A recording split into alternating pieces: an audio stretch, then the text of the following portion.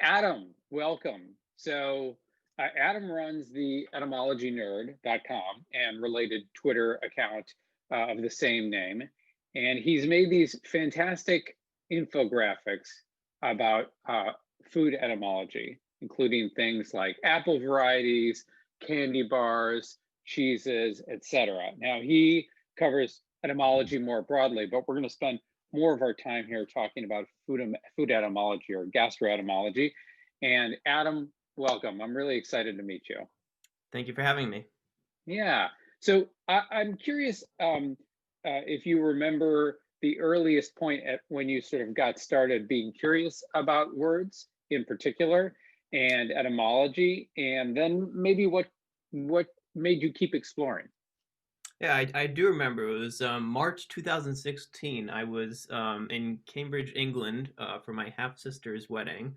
When I was in a bookstore and I stumbled across Mark Forsyth's book, The Etymologicon, which is a really fascinating journey through the English language, where he takes you through a bunch of different words that are connected, and that book got me into the field, and I highly recommend it for anybody casually interested in etymology.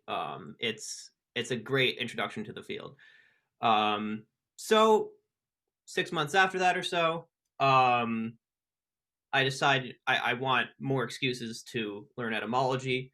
So I create this website for myself, just a daily blog. I didn't think anybody was going to read it. And then I also really like graphic design. I like things like flags and infographics. So I decided to combine those interests by making infographics of etymology.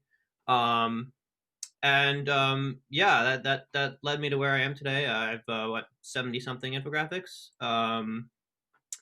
And it's been a really fun hobby, exploring the history of a specific topic or a city, or food stuff. Um, so yeah. So when you get started, did you start by making one of the infographics? Was that sort of your first thing that you posted, Um, or had I you was I started? was You I started was with blog first entries. I was first doing an unpublished blog just to myself, just so I could like. It was a daily thing. I wanted to learn a word every day, and then I figured I might as well publish it when it got less bad. But yeah, no. And then a few months in, I started making some also pretty bad infographics of maps, and I'm very into geography, and how certain place names got their origins. Um, and then I started doing like these list style infographics. I'd say they only started getting good like toward the end of high school. So tell me, when you started to put those out there, did you started to get feedback, particularly like the infographics? Did you start to get feedback pretty quickly? Was it positive? Did you get questions, people wanting to explore their topics? What was the feedback like? Yeah, yeah. I posted all my infographics to Reddit, and there is a lot of feedback on Reddit, both good and bad. Overwhelmingly positive. People like the stuff, but every so often there's like an error or something, or somebody's mad that I excluded this one thing or whatever, and they nitpick, and so you gotta be able to take some criticism. But it's been very useful because I was able to learn how to improve, learn certain design techniques. I go back in and edit my infographics when I receive some feedback about, oh, this is wrong, or oh, you got a typo here. So that's definitely good, and overall people really seem to enjoy it. So here's one on cheese, and this is a broad range of cheese names. I think this one is fantastic because most people have run into probably at least a third of these, if not more. But these are great ones, and because the names in particular are all sort of fuzzy and curious, because most of these are place names, or at least I would imagine about two-thirds of them are place names. And even though people know some of the places, like I'm pretty sure Gorgonzola is Italian, um, or cheddar. Even people might not know if cheddar is English or American, or Colby is English or American. But that's sort of interesting, I think. but yeah, so this is the kind of infographic, and you said you've done about how many of these so far, would you say? I think I'm in the 70s last time I Oh, checked. so Yeah, these are these, I have a go new ahead. one on the etymology of Milwaukee neighborhoods coming out soon. Wow. Well, that's pretty niche. That's pretty neat. I saw a couple of other cities up there too. Do you pick your city? How do you tend to start one of these? Do you end up coming across a word or collection of words, and then you're like, "There's something here." It's just whatever I'm interested in at the time. It's an excuse to learn more about a specific topic. I like cheese, so I made a cheese infographic. I like learning about cities, so I learned more about those cities. Yeah. That's great. I'm just, this is very quickly, this is a sort of a compilation, this is a collection of your empire, including the website, your etymology empire, the website, your Instagram account, um, and uh, and Twitter account. Just out of curiosity, do you get very different kinds of feedback, for example, on Instagram versus, or very different kind of conversations, Instagram versus Twitter, or pretty similar, or has it become similar over time? Actually, yeah, there's a lot more feedback on Instagram, I'd say, and then even more on Reddit. It varies by platform how much people interact with you. Although like the format is different with like retweets on Twitter. Sure. I'd say a lot more people like are willing to DM you on Instagram. Got it.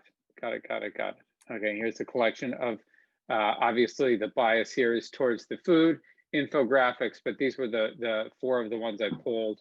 We'll come back to these in a second, but let me stop sharing. Let's see. Okay. Um, so as you've done this, well, I just, out of these, you also have videos that you've done on single words, which I also found very interesting. Some of them are sort of very fun and cartoony, and you've picked stories that you can go pretty deep on, which are also really fun. Things like turkey, the name of the bird and food. Oh, Um, that's an interesting one. Yeah, I haven't actually updated the channel in a while. I keep meaning to. I'm more interested in infographics, so I spend more time on those. And it's been like 2 years since I updated the channel, but some of my favorite all time etymologies are there. so. Turkey is a really good one, and cantaloupe. Yeah, cantaloupe. We'll talk about that one in particular. I think cantaloupe's a great one. My question for you is, and I think you sort of already answered it. Which things do you enjoy making the most? Do you enjoy the videos? Do you enjoy the infographics? It sounds like the infographics are the ones that are sort of most compelling for you to make. Yeah, I've always just been fascinated with good design and trying to convey this information about etymology in a way that both makes it easier for me to understand and for other people to. I really like doing that. Huh. Well, I think one of the most fascinating things about the infographics that you've done is just it's the patterns within them become almost very immediately apparent, right? So let me see if I can pull up very quickly the cheese one, because we talked about this a second ago. um, Sure, that's like 75% locations, as you mentioned. Yeah, so in food naming, there are plenty of things that are named after places. Everything from the hamburger named after Hamburg, and Frankfurter named after Frankfurt, things like that. Those may be less visible to people, but they're clearly the origin as a place, or the first hop is a place. So I think it's fascinating with cheese. Why don't you just talk me through, so one pattern is place, which is sort of fascinating, how strongly that comes through here. Sure, I particularly my favorite cheese is Manchego, and I like how it's named after the Spanish region of La Mancha, where it literally means the stain in Spanish. Uh, that's the historical region where Don Quixote was from. Um, yeah, Gorgonzola is also really interesting. Village near Milan, I think, named after the Roman goddess Concordia, and Uh-huh. you can sort of see that interesting etymological change where the G to C happened because a voiced velar stop became a voiceless, and it's a predictable change, but it's always fun to see it happen when you find these examples. Will you explain that in a little bit more sort of, sort of ordinary Oh, language sorry. of that switch? Yeah, just between how you end up with these sounds that makes a shift when it happens. Does it happen in between language or within a language, or when does it tend to show up? And or just talk about this specific example. So in this specific example, you can see that the K sound, which is you making a closure with your tongue and your velum of your mouth. Hmm. Um, the G is the exact same sound except you vibrate your vocal cords when you say it. K, g, right? So Concordia, Gorgonzola, the C's became G's. Um, for some reason, I guess Italians like to speak loudly. Um, and and then like slight other changes. It seems like maybe a diminutive or something happened there. But yeah, it's always kind of cool to see that in And action. so that was from Latin into Italian. That was where the C to G Right. happened. Got Yeah. it. Got it. What others jump out to you other than Gorgonzola as sort of interesting in this list? Those two were probably my favorites. I did think it was kind of cool how feta meant slice. Yeah, Um,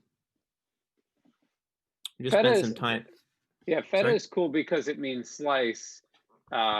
It's also an Italian word. The slice there is an Italian word, not a. I mean, even though this is like the Greek national cheese, the origin of feta is Right. Well, it's eventually Greek, of course. yes. So it's a feta cheese. So this is just sliced cheese. Yeah. At least literally. And then you also have another slice up there, or cut, which is mozzarella, which is another kind of cut which makes it way or slice or cut that makes its way into the cheese world. Seems like a common theme. Oh, ricotta was one of my favorites. It means cooked again. So does biscuit actually. Twice cooked. Yeah. Um, uh, those are kind of cool. I think has something to do with like the curds when they're Yeah. extracted. When you cook a cheese like a mozzarella, when you prepare it, you heat it, and then you skim basically you take the cheese out, or the cheese layer out, and what's left over, the whey that is left over, the curds, then you strain those and you cook them again, and that's how you get ricotta. So that's why you get that re-cooked or that twice cooked uh, Right. term in ricotta. But yeah, I love that one. I think the ricotta biscuit, um, the biscuit by coctus or twice cooked, and there's another more obscure dish in Italian called a ribollita, which is like a stew, but that's reboiled. So Oh, interesting. ribollita is yeah, and it's exactly for that. You basically cook the whole stew, you leave it overnight, and then you reboil it the next day, and then so the flavors really soak in. I'm gonna write that down. I always like writing down new ideas for the blog. Yeah. Well, the Germans actually have a toast called Zwieback, which is Zwie is two or twice, and back, and that's directly taken from biscotti or biscuit. Like a direct Right. translation. We call But that a calc. calc. Okay. So that is that I think you don't really see Zwieback that often, but sometimes you can buy it in the grocery store for like teething babies because it's so hard and Hmm. dried out. But it's the same thing. Basically, a loaf is cooked, you slice it up, and then you put it back in the oven to like get every ounce of moisture out of it. Um, one other thing about the cheese that starts to show up other than place names, which I liked and I sort of forgot about, is there are at least two, and maybe I'm wrong, maybe there's more, but there's at least two cheeses that are named after people on here. So um, there's Monterey Jack, named after somebody named David Jack, and I thought there was one more. Oh, Colby, which is at least in distantly one Right, hop away from. named after the place where it was made, which was named after a Yeah. businessman. So I Right. guess that's technically not after a person. I'm trying to see if there's any other, person names in here. I guess not. I guess not. But I think it's pretty cool to have a food named after you. Um, Well, I think the guy who Monterey Jack was named after wasn't such a great person. oh, really? I I think he was like ripping off his people who lived on his land or something like that. I don't remember the story very well. Yeah, he was a corrupt landowner. Um, he yeah he like foreclosed on a lot of people's properties and was like pretty hated. Um, but somehow he managed to immortalize himself with the cheese. Yeah. Well, it happens to the best of us. Uh, I'm trying to think of what else pops out on this. So I have what's interesting to me sometimes, and I think you've done this so well on here, is very often you'll end up with a word like, um, I'm trying to figure like, what's a good one? Like Munster, right? And so you have a town, a place name, but you choose in your exploration to go one level deeper, which is what does the place name actually mean? So you have, and that I think is interesting on a lot of these because you'll see these etymologies and people will stop. La Mancha is the same way too, or Manchego into La Mancha, which is you have a place name, but then the place itself has a meaning to it that you tend to explore.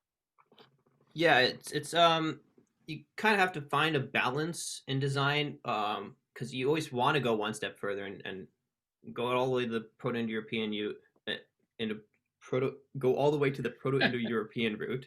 But there are design constraints. You got to keep it small. But also sometimes you kind of have to add something to give it space. Right. So yeah, there's a lot of that to consider when you're thinking about which origins to put in. To highlight, yeah. Um, let's go. The pasta ones are fun. Oh yeah, I, there were a I, lot of really good ones here. and Uh, I think this is interesting because it's clearly a category that at some point somebody went crazy over, right? I mean, there's this, somebody came up with something clever at first, like, something cute. And then someone's like, well, this clearly drove an explosion. I think both in names, but also I bet you people are like, what can we make now? Like, what can we make that looks like a bow tie or looks like a spindle or something like that? I have this sense that this may have been a cycle. yeah, I'm not sure about the causality of it all, but there's definitely some kind of trend going on. Um, there were some curious. I love Strozzapreti. Like it means so it comes from the Italian word for strangle or choke, and Huh? preti means is the plural of priest. So it's priest strangler. And like the reason for that um, is disputed. Um, some people think it's because like priests eat it so ravenously that their gluttony strangles them. Some think that the shape looks like the collars of vicars. Or like when you're kneading the dough, you like knead the dough so aggressively that it's like you're strangling a priest. Huh. Um, yeah, so pretty much like we don't know what the etymology is, but there are a lot of good theories, um, and all of them quite interesting. Yeah, that's a fun one. That is a fun one. I'm trying to think if there's anything else. Um, Um, I'm also a big fan of linguini, meaning little tongues. yeah, yeah. Well, this is a very interesting thing because a huge number of these, I think it's got to be at least three-quarters of them, do have a diminutive at the end, Yeah, and which makes them so fun and cute, right? I mean, they're fun to say, and I actually think if it was just tongues, you'd be like, that's Yeah, I don't also a want to little eat less tasty. tongues. No one wants to do it, but little tongue, so that's adorable. Give me a bowl. Definitely. So maybe you can talk a little bit about the presence of diminutives. First of all, any thoughts on them as a pattern that emerged for you as you look not only through pasta but other food stuff? And then, I, do you see diminutives outside of food very often, or certainly with the same prevalence? yeah, well, Italian words and a lot of other Romance languages, they really love diminutives. Especially for, I mean, pasta, they're small, cute little things. So it makes sense that you'd attach like a diminutive suffix to it. Right. Um, but yeah, you're also going to get this kind of thing in people's names a lot. Um, uh, anything small, cute looking, it shows up quite frequently. Yeah. I think it's a lot of fun, and it definitely, like I said, especially if you're trying to get kids to eat, like little kids, like I think it adds a little bit of fun and levity to, like, come on, eat a little spaghetti or a little ravioli. I mean, it's got a lightness to it that makes it, mildly entertaining. Adds an entertainment layer to the food you're eating. Definitely. Um, I'm trying to think of there are other ones that jump out here. Um, well, again, here we have a couple of cut words. So you have tagliatelle here. So we had from the previous one, we had mozzarella and we had feta. I'm trying to think. I thought there was another cut word here. Oh, we have fettuccine, right? So that's Right. fun. It And that's makes sense. I mean, you're cutting pasta, you're cutting cheese. People like to name things after things that are commonly associated with it. Yeah. Well, that brings another thing into food, which I think is it shows up a lot, which is you do have like the method of preparation, or at least the step in the preparation, which sometimes shows up in the words. So you have slice, you have cut, but you have a couple others here. So potentially macaroni, to bruise. You'll have a lot of words like to crush or to pound in food words, which show up, but I think the idea of uh, just this idea that sometimes the method itself ends up getting encased in the word is sort of fascinating. Yeah, I've seen this like quite a bit when doing my research, um, with food especially. Like a lot of like to pound, to knead, to mash, stuff like that. It's very frequent.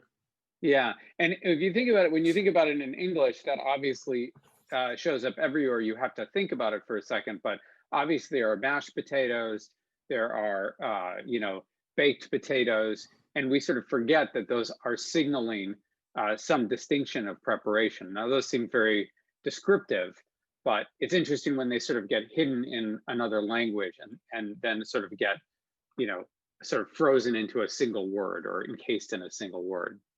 Yeah, that's really interesting that you pointed out that thing like with mashed potatoes. Like, think about it. It's just a separate word, but it's part of the name. I mean, uh, Yeah. I could see 200 years down the line, mashed potatoes becoming one word, mashed together, and Yeah.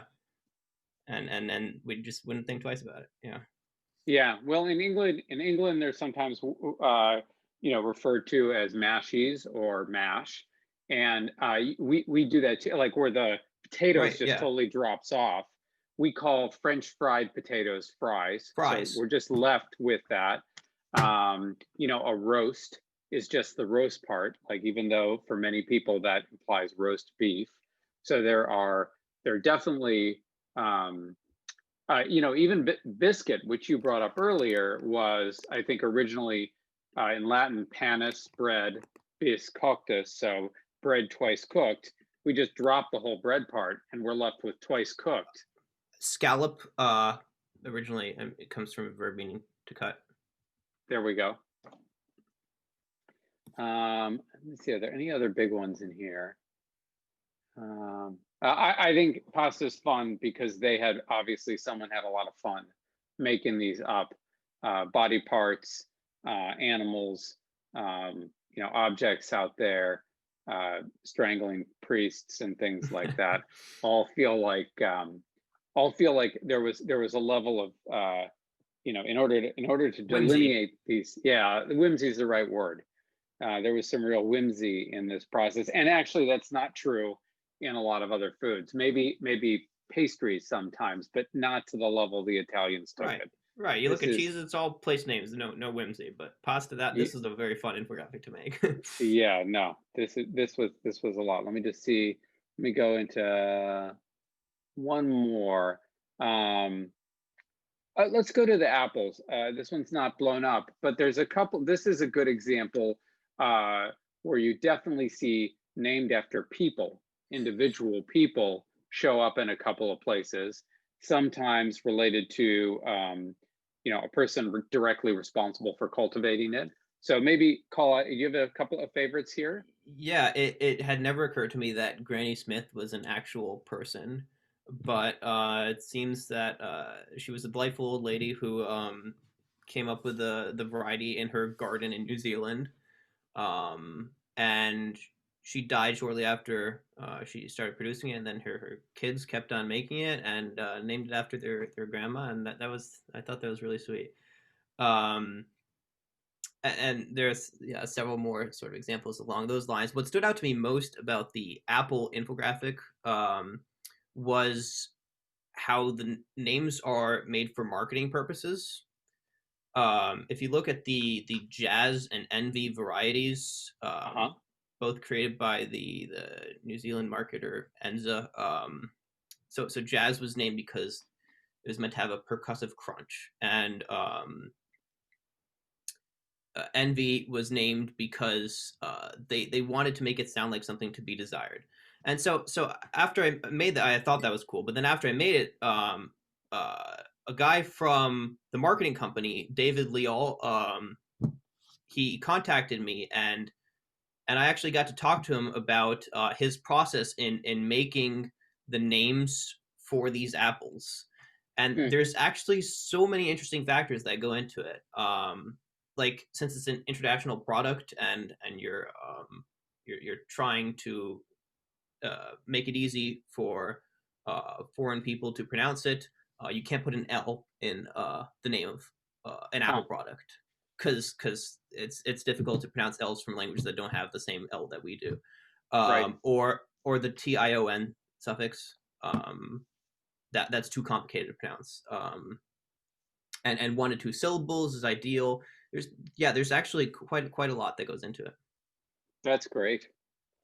Yeah, I think there's a whole, and you and the other infographics that are not food, you cover some brands. So that would probably show up there where there was a very intentional naming process that something went through to get its name. And there are obviously marketing companies and naming companies that get hired to generate brand names. But that's a fascinating other field. So that's great that you got to talk to him. Yeah, that was really fun. The other apple that comes out here is the Macintosh, which I think is very funny because obviously named after a specific person, the farmer John McIntosh. But the fact that at least I'm here on a Mac, um, which if you think like 2 hops away was a farmer that got an apple named, and then you've got a company in California that goes and names their first Apple computer, the Macintosh, or an early Apple computer, the Macintosh, that gets shortened to a Mac, and so we're going around saying some person's last name, um, whenever we're ask somebody to, when tell somebody we're going to go buy a Mac, or we're using a Mac. That came all the way from a farmer through an apple, through a company and a computer to the nickname we use today. Yeah, and I think there is a reason that the A was thrown in there. The spelling, like the guy who started the Macintosh project for Apple in 1979 was Jeff Raskin, Uh-huh. and so he wanted to name it Macintosh, like the Apple, MCI, um, but it was like a legal issue to have it spelled that way because there's also a company for audio equipment called Macintosh Laboratory. Yeah, they're an amplifier company. Right. I've never heard of them. But so yeah, so that would be an issue. So they had to throw the A in for that reason. Oh, that's great. Well, it's much better when you have to shorten it, which it works. Mac works better than Mick. It definitely does. Let me see what else. Well, here's an example of some of your videos. Now, you said you do these less. You sort of implied that these were something you worked on a while ago. Are you don't do these very much anymore, the videos? I think my most recent video was 2 years ago. Hmm. Although I have vague plans to continue with some form of video stuff in the future. Are they hard to Um, produce? How harder to produce?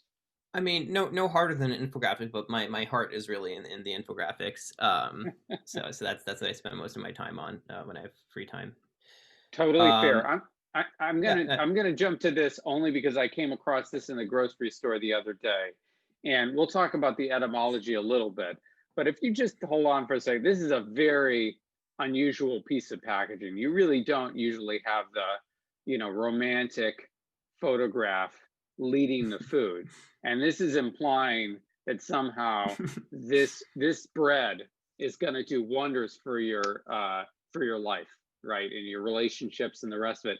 And maybe you can tell me why this is unlikely the case given this particular variety of bread, or at least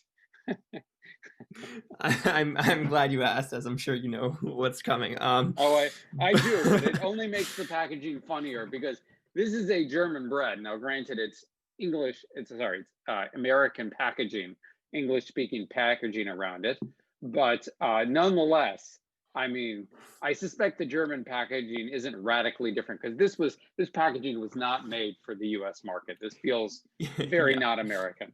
So Pumpernickel comes from a German insult meaning stupid person, but more literally it meant goblin fart or demon fart or devil fart, what have you. So the idea behind this is like the bread is so indigestible that it's akin to like a goblin farting. Um, the Germans had a word for it, Krankbrot, meaning sick bread. Mm, So you can see that there wasn't a lot of love for that bread. for pumpernickel, yeah. So Yeah, the pumper is the fart part. The nickel is demon. right. Pumpern is a verb meaning fart, and nickel um, meant a lot of things. So it was that's a diminutive of Nicholas, um, which in turn comes from the goddess of victory, Nike, and Laos meaning people. So that's from Nicholas. It was just associated with like goblin-y characters historically, and so I don't know, somehow ended up uh, as the word for that. It also gave us our word for nickel, like a nickel coin, nickel metal. Huh. Yeah, so that comes through another word, kupfarnickel or something. I think something like that. Kupfernickel, and that meant copper demon, because the metal looked like copper but didn't actually yield any. Hmm. So what happened there was eventually they just dropped the copper part and we're left with nickel meaning demon as our 5 cent coin. Um, and yeah, yeah. Yeah. Well, that's great. Now, so and also the connection to Nicholas is fascinating too. I didn't know about the connection to Nike. Yeah, yeah. Um, It's a good one. then I mean the other Nike one in food, which is fun. So by the way, I mean I think you can just shorten the bread and just call it fart demon.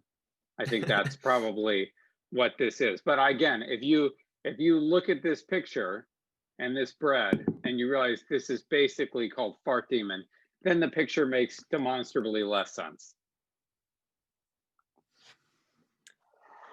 I So definitely find that amusing. yeah. So the other Nike word, which is sort of hidden in food, is Nike, the goddess Nike, the goddess of victory. names the city Nice in France, in the south of France, where we get our salad niçoise, or Nice salad. So there too, we have Nike showing up in another food, and obviously somewhat hidden or obscured unless you head all the way back. But I find that fun too. Yeah, and I think Um, Nice, despite being in France and having a Greek name, is named with the Italian way of naming things is from Nisa or something. It's an uh-huh. Italian dominion. Yeah, So let's go to this one. This I wanted to call up because I don't know how your mind works now that you have in it loaded enough of these etymologies so that when you go to a grocery store, before I go on to this, I'm just going to ask you, when you go to a grocery store or you go out to a restaurant or order online and you see a menu and you either see a word that you know or you see a word that, I'm just curious how your brain works now that you see some of these yeah. patterns. Like maybe tell a story or two, like what goes on when you open up a menu or when you see a word at the grocery store and you're like, I think that probably means this. What happens in your brain? That's definitely happened to me. I go into a grocery store and I see goblin farts, and I've ruined my friends' appetites many times by explaining to them where their words come from. So like this is the one that was, I mean, I knew this. I knew obviously that, not obviously, but I knew the Latin, one of the Latin bread words was panis, Panis. And we don't really have any of those words in English, any of those, or seemingly we don't have any panis, or we get all of our bread words from other places. But then, you go and they start to show up through the other Latin languages. And I found this pretty fascinating. You're like, oh, well, this sort of ubiquitous panini on the right hand side, comes from a bread root. But then there's the other one. There's obviously the French pain. So like when you order a pain with chocolat, or there's Right. varieties of bread. That's, I think, if you've taken high school French, you came across pain, so that's not a shock. But then also, I think things like empanadas, which are like wrapped in bread, that's where the empan comes there. And that's a Spanish word. So you've got Italian, French, Spanish. And this one is fascinating. I don't know if this one, but this panko, like a panko Mm-hmm. crust, etc., which is a Japanese word, which, And yeah, not but only is it a originally a Japanese, Portuguese one. But go ahead. right, right. So not only is it Japanese, but it comes through Portuguese. And there's actually a whole Wikipedia page on Japanese words that were borrowed from Portuguese because it's such a common thing. Back when they were trading with them in the 1600s or whatever. Yeah. So it's actually fascinating how much influence Portuguese has had, and the way Japanese does things by like borrowing parts of words, attaching their own co here meant flower.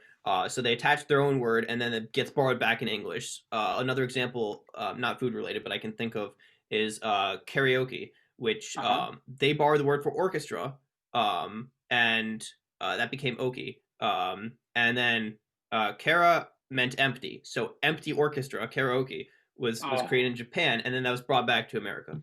that's great. I did And not. and, Empty and orchestra is fascinating. they do this a lot. It's actually really cool. Well, panko. So we have bread, and what's the co part? Flour. Co means flower. Yeah. Flour. Okay, so panko. And again, the Portuguese are trading 1500s, 1600s with the Japanese, and they have active trade going on. I think through some ports in the south, and they show up, and the Japanese crib a couple of words, and then over the course of a couple hundred years, are pretty embedded and come back to us through English as seemingly Japanese words, but clearly, Japanese has no relationship to Latin. So to have a pan word would be weird, or a remarkable fortune, randomness, Definitely if it remarkably didn't surprising.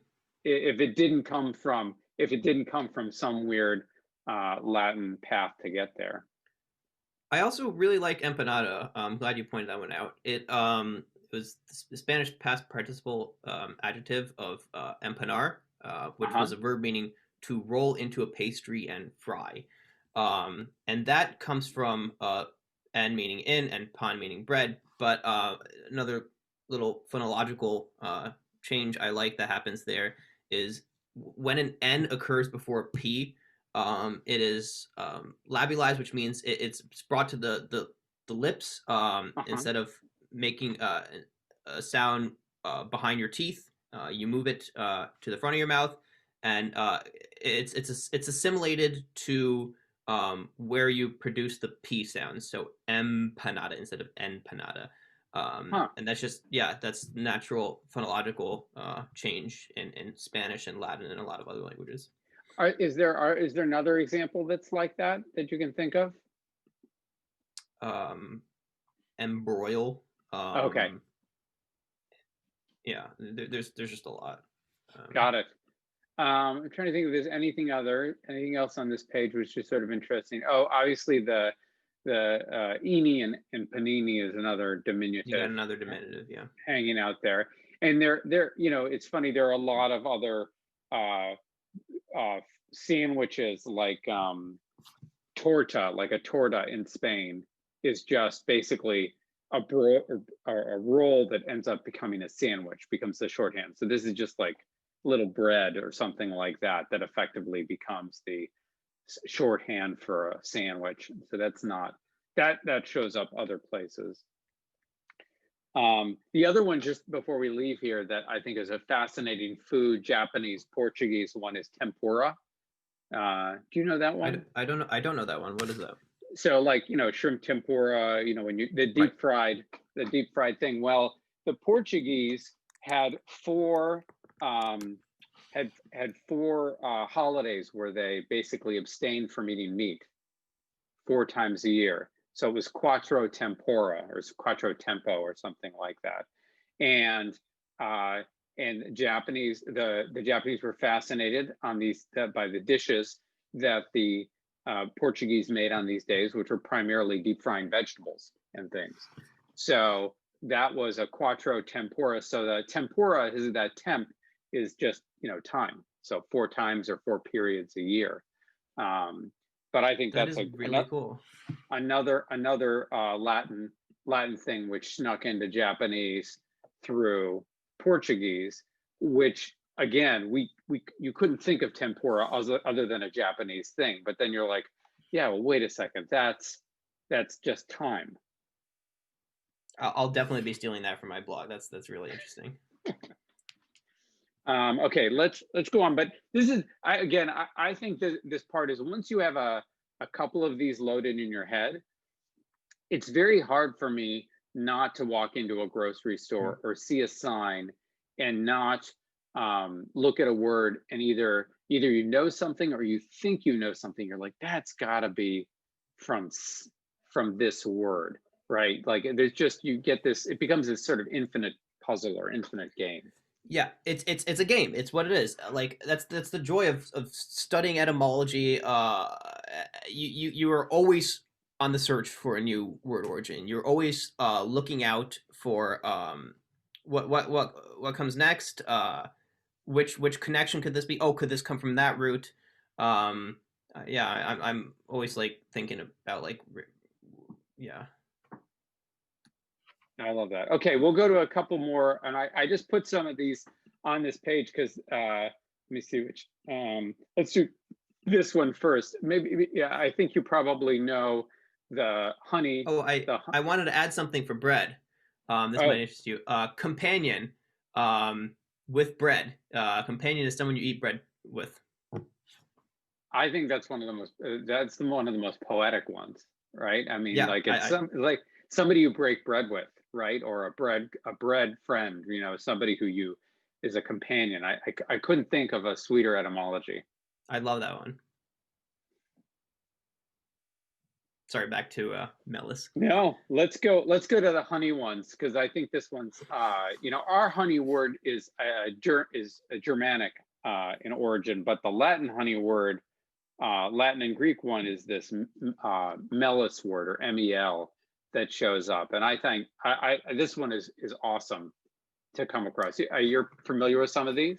Yeah, so melis is actually the genitive singular of mel, which meant honey, and that comes from the Proto-Indo-European root melit, also meaning honey, and there are a ton of words that come from this. So caramel means cane honey. I think Hmm. cara comes from Latin cana, meaning cane. Marmalade, which you have here, is from Greek. The meli part means honey, um, and melon meant apple. The original word was melon, um, so honey apple. Same root as in watermelon, which is a water apple. Um, and molasses, that was originally a type of wine in Latin, and the name meant resembling honey.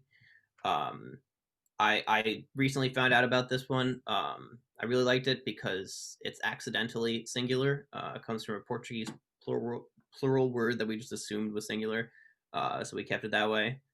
um, and then you have like, Explain right? quickly what you mean by accidentally singular in this case. Yeah, so I'm not sure how to pronounce the Portuguese word, but it was something like melissus or something.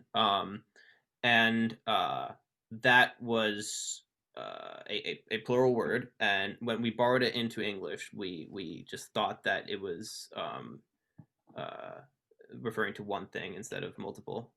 Got it. So that's why molasses it can be singular. Got it. Were you going to say something else? Did I cut you off?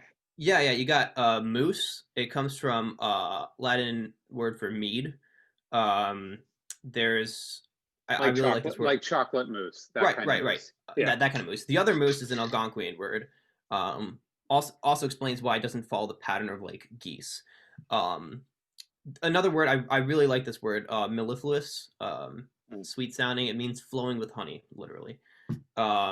Mildew is honeydew. The name Melissa, um, I think it originally meant honeybee in ancient Greek. Um, so you got all these very, very cool connections. I love it when you got one root and so many different words come from it, and you can all trace it Yeah. back to that same thing. I mean, the visual to me is almost like this firework, right? So you have this one root and then it just sort of explodes through sometimes multiple languages. And then you just end up with this, these sort of this starburst of words that comes from a single, a single hidden root. And in the case of something like melis, because that's not our honey word, right? It might be harder for people to see that these are all variations on honey. Whereas, if melis or a honey word like that was in English, we weren't using honig, right? That honey Yeah, word. and I started learning Latin just so I could start finding these things in English, and it's definitely paid off. Well, in addition to Melissa, I think there are like two other women's names that are I honey. think Amelia Deborah, probably. Amelia, I think, and then Deborah is from, I think, um, a Hebrew name for honeybee or bee. Oh no, I'm sorry. Amelia comes from an Old Norse word meaning to trouble. Well, Okay. that's Deborah, I disappointing. know Deborah is a Hebrew one, but I can't remember if that's bee or honey.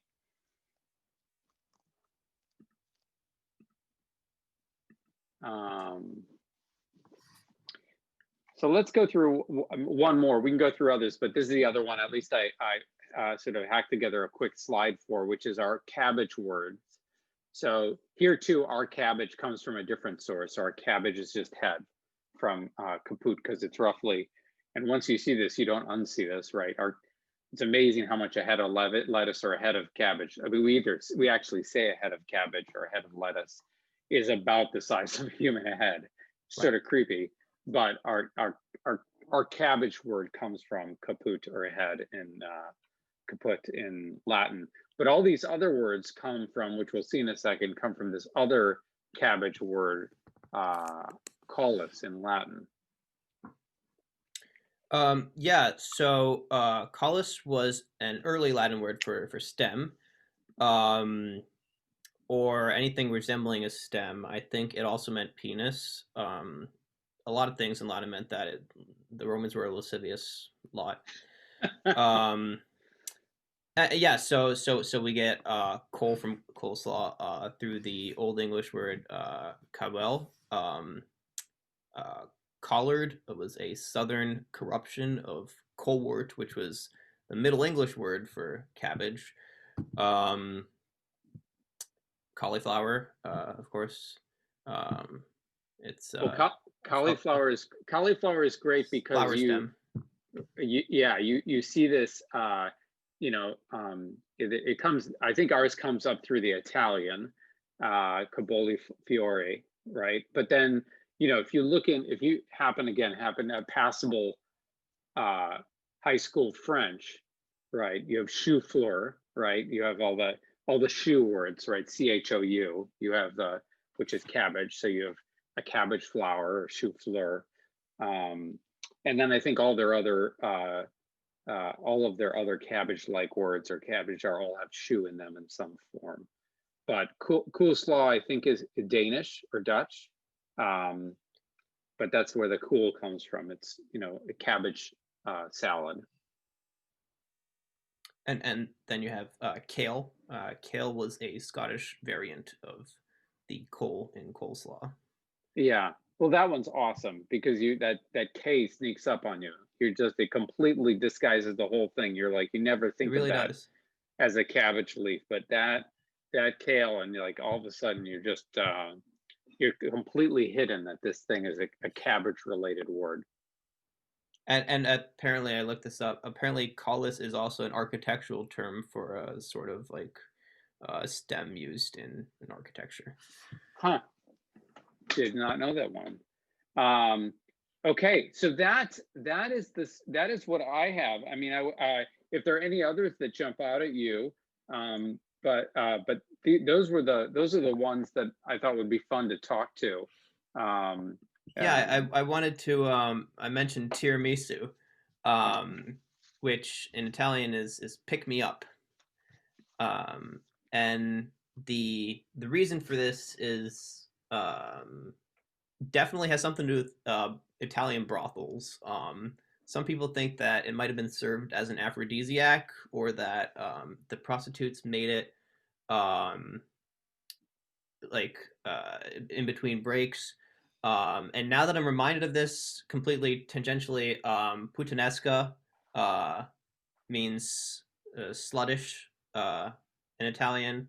Um, yeah, there's quite a few uh, so we have brothel pre-stranglers. related words. We have a pre-strangler on one side. We've got puttanesco, which is a prostitute sauce on the other side. You'd think the Italians would be a little more They're religious. not.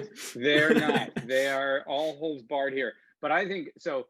That there are a handful of foods that are named after occupations, like jobs. So we've got, right now we have puttanesco, so that's one. You have pre-stranglers too, which are obviously suggestive of an occupation.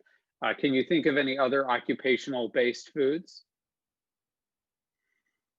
You put me on the spot here. Yeah, I know, this is fun. This is like a game show.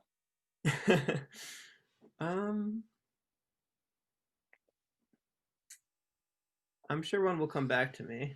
Yeah, well, I think on your cheese page you had cottage cheese, which is It was sometimes made called in cottages. right, and I think it's sometimes referred to as farmer's cheese. Um, but then there's a bunch of hunter ones, right? There's like hunter sausage. Like if you go into German, there's like hunter sausage. Goulash is the Hungarian for hunter stew. So there's a bunch of hunter words. Like Jaeger is the hunter word. So there's like Jaeger sausages and things like that. So there are two others in Italian. Shepherd's pie. Shepherd's pie is a great one. That is a great one. So shepherd's pie. So can you think? So there's two other Italian pasta sauces that I think are. So one is marinara, Right, isn't that like of the sea? Yes, but and there too, at least the anecdotal story behind it is it's sailor sauce. Either because it kept very well when you stuck it on a boat and had to go on a long voyage, or it was made in the celebration when they all came home. So, but it is a sailor's sauce from marine or mare. And then there's one more, carbonara, which is coal miner's sauce. Carbon, coal sauce, supposedly made for, by, or loved by miners, coal miners. So we got a marinara, a carbonara, a puttanesca, all on top of a pre-strangler with, you know. So there's a Fascinating. couple. There's a couple of occupational foods. Not that many, but enough that it's a pattern that shows up. That is Um, interesting. I'll definitely be adding that to my blog as well. Well, listen, Adam, let's round this one out because I think this has been an awesome discussion, but maybe we'll do this again. Pick a couple of words that are fun and talk about it. But I've loved this. This has been great. And so people can find you on what would be the first place people you point people to? It's the Instagram account or the Twitter one? Yeah, on Instagram I'm at etymology nerd, and same on Twitter except with an underscore. Got it. So one last question. I really did. On one of the fun things on your blog is you've probably reviewed more than a dozen books beyond that first one that you discovered in that bookshop in Cambridge. You've reviewed a ton of books that you've read on etymology, linguistics, words. I'm also Um, very behind in updating that, as I've read like twice as many as I've reviewed, but So I don't have the. that's a great resource. Um, I guess my question to you is, uh, have you thought about something that's missing, or something that you'd like to see? Either a book that you'd like to see written. Maybe you're working on one. You don't have to tell me if that's confidential. But I just think that it'd be interesting. Which of those? Maybe two questions. One is, which of those books, other than the one you previously mentioned, really sticks out to you? Either you come back to it from time to time, or really got you deeply more interested in words as a place to explore. So maybe that question first, and then secondarily, you can say, like, what would you like to see that you haven't seen yet? Yeah, so The Art of Language Invention by David Peterson is David Peterson is the guy who created the Game of Thrones languages, Dothraki and Valyrian, and several other fictional languages, like featured in the Marvel Cinematic Universe and upcoming movie Dune. Did it come out yet? I don't know. Anyway, but so he's an expert in artificial languages, and he created this book, which is basically a guide on how to make your own constructed languages, and that was fascinating to me, and that got me into trying to make my own languages. So I definitely recommend that. Also, cannot emphasize enough like how much the Etymologicon got me into the field. So absolutely check that out. And What you would like to see next? What book isn't there? What book hasn't been read, or what resource hasn't been created that you're just like, God, I would love to see this. This would make me you should write so one on happy. gastroetymology. Oh, it's coming, but it's also been coming for many years. So in I time. would love to see that and review that.